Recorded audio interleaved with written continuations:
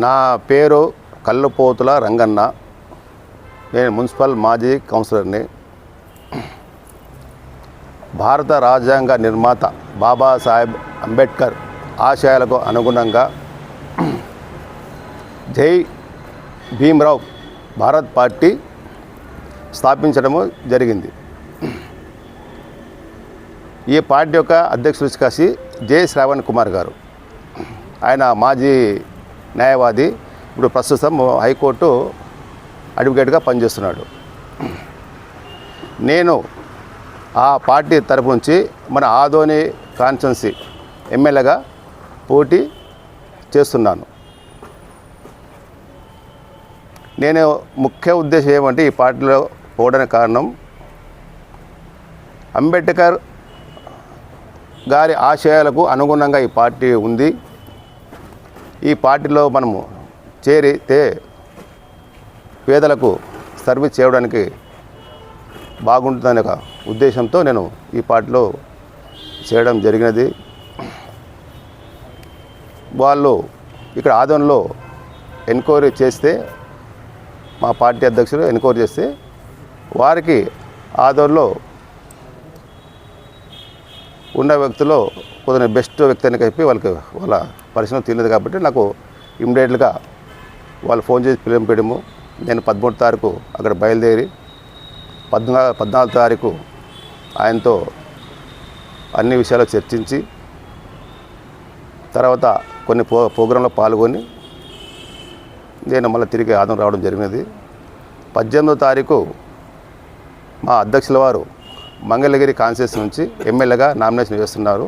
మేము ఆ రోజు స్టేట్లో మొత్తం ఎంతమంది ఇప్పటివరకు కంటెస్ట్ చేస్తున్నామో అంతమంది ఎంపీలు అయితేనేమి ఎమ్మెల్యే అయితే అందరూ ఆ యొక్క కార్యక్రమానికి పాల్గొంటున్నాము.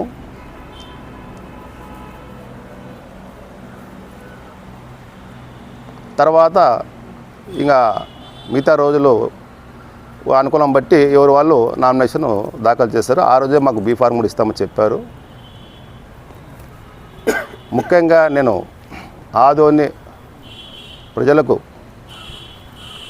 తెలిపేది ఏమనగా, మనకు గత 30 సంవత్సరాల నుంచి సరైన ఆదోన్లో మౌలిక వసతులు లేక చాలా ఇబ్బందులు గురవుతున్నారు. దాంట్లో నంబర్ 1 ట్రాఫిక్ సమస్యలు. ఆదోన్లో ఎప్పుడో 70 సంవత్సరాల కింద వేసిన రోడ్లు అవే ఉన్నవి. ఇంతవరకే కానీ ఎన్ని ప్రభుత్వాల్లో వచ్చినా మారినా కూడా వాళ్ళెవరు వాటి గురించి పట్టించుకోలేదు. కాబట్టి ప్రజలు సహకారం చేసి మా పార్టీని గెలిపించి ఇక్కడ నన్ను గెలిపిస్తే నేను ఆదోన్లో ముందుగా ఆదోన్ రోడ్స్ డివైడింగ్ చేసి దానికి అనుగుణంగా పార్కింగు, ఫుట్పాటు అన్నీ ఏర్పాటు చేసి అండర్ గ్రౌండ్ డ్రైనేజ్ కూడా ఏర్పాటు చేపిస్తాం మా పార్టీ తరపు నుంచి. తర్వాత రెండవది నీటి సమస్య చాలా తీవ్రంగా ఉంది. మనకు గతంలో రామ్జేలో ఒకటే ఉండేది. తర్వాత మళ్ళీ తెలుగుదేశం మాయంలో బసపం దగ్గర ఎస్ఎస్ ట్యాంక్ కట్టారు. అది కడితే కూడా ఇప్పుడు 20 ఏళ్ళ పైన అయింది. ఇప్పుడు అది కూడా కట్టిన తర్వాత నీళ్ళకి చాలా ఇబ్బందిగా ఉంది. మా ప్రభుత్వం వచ్చిన వెంటనే నేను ఇంకొక ఎస్ఎస్ ట్యాంక్ కూడా కట్టి ఆదోని ప్రజల దాహాన్ని తీర్చాలని అనుకుంటున్నాను. తర్వాత హాస్పిటల్స్ ఉన్నాయి. ఈ మధ్యన కొత్త హాస్పిటల్ కట్టారు కానీ భవనాలు కట్టారు కానీ దాంట్లో ఫుల్ఫిల్ స్టాఫ్ లేదు. అదే పాత స్టాఫ్తోనే దాంతోనే చేస్తారు. కాకపోతే ఏమంటే రోజుకి ప్రజలు పెరిగిపోతున్నారు. దాని తగ్గట్టు వ్యాధులు పెరుగుతున్నవి. సరైన వసతులు లేక చాలా ఇబ్బందులు పడుతూ ప్రైవేట్ హాస్పిటల్లో పోలేక అక్కడ వాళ్ళు డబ్బులు కట్టలేక చాలా ఇబ్బంది అవుతున్నారు. ఏమి చిన్న ఇది జరిగితే కూడా ఇక్కడ ఉండే గవర్నమెంట్ హాస్పిటల్ అన్నీ కర్నూలుకి రెఫర్ చేస్తున్నారు. ఇక్కడ ఏమీ మిషనరీస్ ఏం లేదు.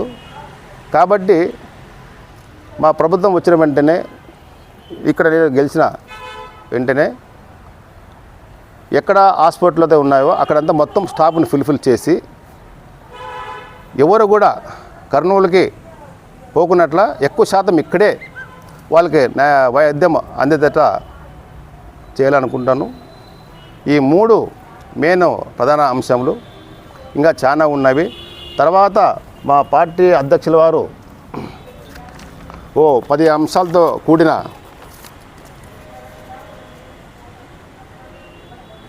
తాత్కాలిక మేనిఫెస్టో విడుదల చేయడం అనేది ఇవి కూడా అందరికీ అన్ని కులాల్లో పేదవారు ఉన్నారు, అన్ని కులాలకి సమాన న్యాయం చేయాలన్నదే మా యొక్క పార్టీ అధ్యక్షుల ఉద్దేశము.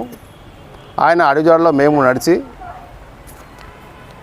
మేము కూడా అన్ని కులాల్లో ఏ అయితే పేద వర్గం ఉన్నారో వాళ్ళకందరికీ ముందు ప్రియారిటీ ఇచ్చి వాళ్ళ యొక్క సమస్యలన్నీ తీర్చాలని మా యొక్క ఆశ. నేను రాజకీయాలకి పాతనే. నేను గత 42 సంవత్సరాలు పైబడి నేను తెలుగుదేశం పార్టీలో కొనసాగాను. నాకు అక్కడ నా గౌరవం తగ్గట్టు పదవులు ఇచ్చారు. నేను ఆ పదవులకు కూడా ఎక్కడో ఎక్కడ ఇది లోటు లేకుండా ఎక్కడ కూడా ఇది కాకుండా నేను న్యాయం చేశాను. తర్వాత ఇప్పుడు ఈ పార్టీ వచ్చింది కాబట్టి దీంట్లో నాకు ఎమ్మెల్యే అవకాశం ఇచ్చారు కాబట్టి నేను అప్పుడు వార్డు కౌన్సిలర్గా ఉన్నాను. ఇప్పుడు ఎమ్మెల్యేగా ఉంటే ఇంకా ఎక్కువ ప్రజలకు సేవ చేయొచ్చు అనే ఉద్దేశంతో నేను ఈ పార్టీలో చేయడము, ఎమ్మెల్యేగా కాంటెస్ట్ చేయడం జరుగుతుంది.